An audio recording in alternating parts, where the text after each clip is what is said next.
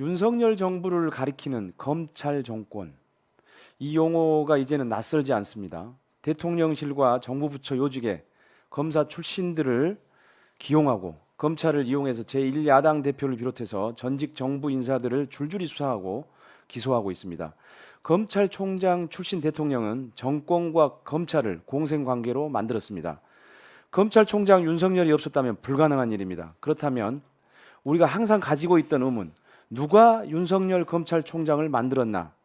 이것은 지나간 일이지만 여전히 중요한 화두입니다.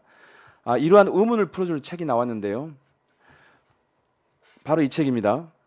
검찰 정권의 탄생. 저는 한 2번 정도 읽었는데요. 이 흥미롭고 중요한 책을 쓰신 이춘재 한겨레 논설위원을 모셨습니다. 어서 오십시오. 네.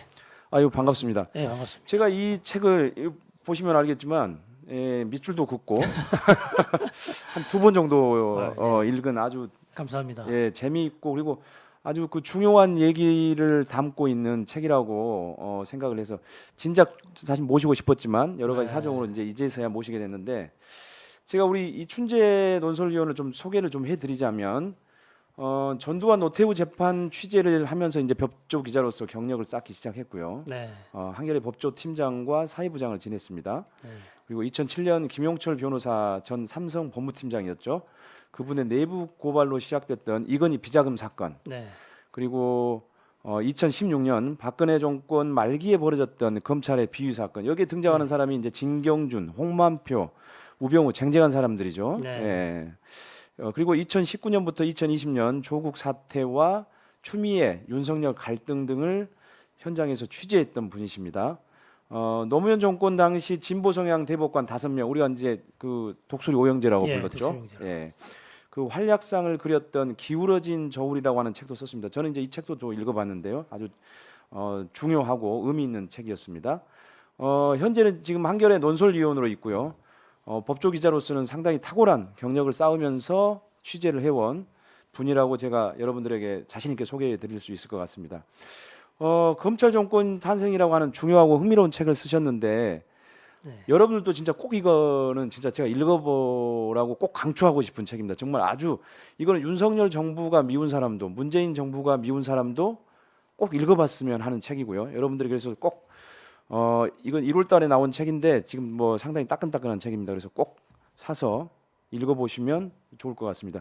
근데 이 책을 쓰게 된 특별한 계기가 있을까요? 예. 그 지난해 있었던 대선 때죠. 대선에서 그 아무튼 그 전 정부냐 문재인 정권이 그 출범했을 때 어떻게 보면은 상당히 그 문재인 정부로서는 되게 상당히 좋은 기회였거든요. 토양 자체가. 그렇죠. 이제 촛불 정부였고. 그렇죠. 촛불 전국이었고 이게 뭔가 하여튼간 우리 사회에 그 새로운 바람, 그다음에 새로운 또 민주주의를 또 공고화하면서 이 정말 제대로 된 나라를 만들 수 있지 않겠느냐라는 열망이 되게 강했죠. 컸던 그런 맞습니다. 상황에서 출범한 정권이었거든요. 그래서 처음서부터 아주 그 여러 가지 개혁 이슈를 던지면서 호기롭게 이렇게 시작을 했는데 그 촛불 전국에서 가장 많이 나왔던 용어들이 혹시 기억하시는지 모르겠습니다만은 그때 많이 나왔던 용어 가운데 하나가 뭐 박근혜 탄핵도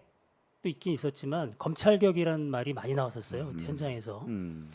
그만큼 이제 그 당시 검찰, 박근혜 정권 당시의 검찰에 대해서 이거 바꿔야겠다라는 열망이 강한 거였죠. 네, 그래서 맞아요. 문재인 정권도 출범과 동시에 이제 검찰 개혁을 하겠다고 호기롭게 어젠다를 제시했는데 결과적으로 검찰 개혁하는 과정에서 거기에 반발했던 검찰 조직의 수장 윤석열 당시 검찰총장이 총장을 그만두고 중간에 그만두고 정치인으로 변신하자마자 바로 그 야당의 대권 후보가 됐는데 그 대권 후보에 의해서 문재인 정권이 이제 정권을 빼앗겼단 말이죠. 그래서 그러면 이게 과연 문재인 정권에서 했었던 검찰 개혁이 뭔가 이게 잘못된 게 아니었느냐, 방향이나 아니면 방법이나 이런 측면에서 대단한 문제가 있었던 거 아니냐. 그래서 이제 그 과정에 있었던 것들을 뭐 제가 그때 그걸 담당하는 또 기자이자 부장이었고 했기 때문에 그런 것들을 좀 더 취재를 해서 한번 정리를 해보자 이런 차원에서 이제 책을 내게 됐습니다. 네, 맞습니다. 이 검찰 정권의 탄생은 문재인 정권과 그다음에 윤석열 검찰이 밀월 관계를 유지하다가 또 그러다 반목하다가 그리고 충돌까지 하는 과정을 사실 그렸다고 해도 과언이 아닌데요. 예. 오늘 방송에서는 이제 윤석열 검찰총장의 탄생 과정을 중심으로 얘기를 한번 나눠볼 거고요. 네. 그다음에 조국 사태 등도 한번 저희가 좀 간단하게나마 되돌아볼 예정입니다. 그리고 검사 윤석열과 대통령 윤석열을 좀 비판적으로 검토해보고 평가해보는 그런 시간들을 갖도록 하겠습니다. 혹시 윤석열 대통령을 검사 시절에 혹시 직접 만나본 적이 있으신가요? 저는 사석에서 만난 적은 없습니다. 예. 저는 근데 뭐 검사 윤석열은 워낙 법조 출입 기자들한테 상당히 친한 사람들은 되게 많아요. 친한 사람은 매우 친하고. 예. 예, 그래서 저희 이제 한겨레 신문의 동료 기자들도 상당히 사석에서 많이 만난 기자들도 있고. 그래서 이제 여러 가지 스타일이나 이런 술자리에 있었던 얘기들을 많이 들었었죠, 저도. 근데 이제 제가 만난 거는 법정에서 주로 법정에서. 예, 법정에서 이제 공소유지 검사 자기가 했던 수사를 네. 이제 재판 공소유지할 때 이제 봤는데 뭐 론스타 사건이라든가 이럴 때 공소유지할 때의 변호인 신문이나 이런 네. 증인 신문이나 이런 거 신문할 때 매우 검사로서 매우 정의로운 그런 모습들을 볼 수 있었던 그런 검사였죠. 네. 예. 저는 개인적으로 이제 저도 사실 직접 본 적은 없어요. 윤석열 네. 총장을 대통령을. 근데 제가 2013년도에 윤석열 당시 예. 검사의 예, 유명한. 장모를 취재할 때 그때 이제 어쨌든 간에 해명을 받아야 되지 않습니까? 예, 예. 그 취재한 내용에 대해서. 그때 이제 검사실로 전화했더니 뭐 당연히 전화를 안 바꿔주고. 근데 이제 전화번호를 남겼는데 전화를 주셨어요.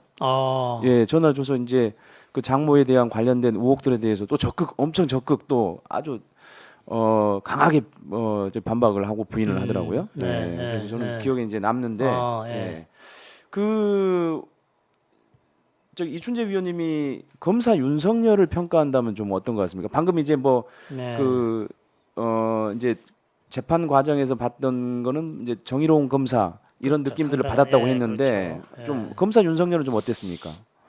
이게 이런 표현들이 있죠. 이제 우리가 대부분 이제 그렇습니다만은 검찰주의자라는 말을 많이 쓰죠. 맞아요. 특히 이제 예. 검찰의 검찰이 하는 일에 대한 어떤 자부심과 그다음에 검찰의 어떤 갖고 있는 고유 기능 이런 것들을 상당히 거기에 대한 자부심을 갖고 있고 그다음에 그 기능을 강조하는 그런 사람들이 특히 이제 네. 검찰 내에 많이 있는데 이제 검찰주의자 중에서도 이제 좀 더 이제 그런 것들을 강조하는 그런 스타일이죠. 그래서 제가 볼 때는 이제 검찰 지상주의자다. 제가 책에도 이제 그런 표현을 했는데, 네.